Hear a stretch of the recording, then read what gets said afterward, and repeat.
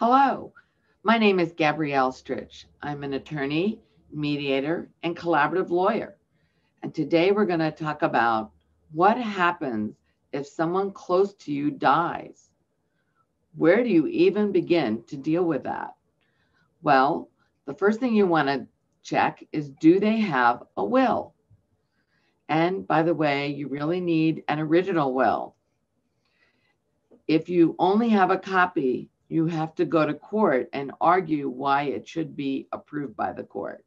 But assuming that you have a will, and hopefully this person has died of old age and natural causes and not from something horrible like COVID, you have to wait 10 days in New Jersey before you can submit the original will, a picture proof of identity, and an original death certificate to the surrogate in the county in which your relative died, or the person you're close to that you're worried about. And they, assuming they approve it, you will get a short executor certificate. This will enable you to get a tax ID for the estate and to open up an estate checking account with a convenient bank. You must keep track of any expense and any assets that you gather. It is your job to make sure you have all of the assets.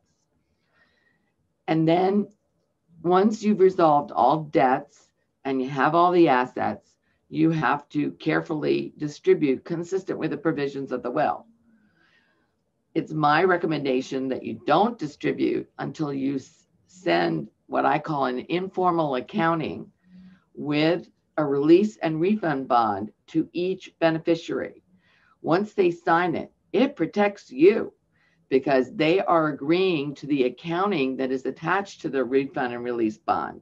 And then you can distribute without any concerns. Does this sound like a lot of work? Oh, yes, it is. It's a lot of work.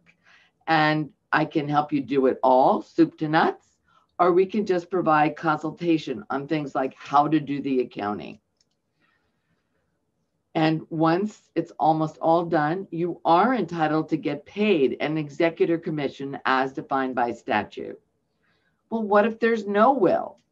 Then you need to apply to be an administrator, and you have to notify all potential beneficiaries of that intent. Only if no one objects will you be appointed an administrator.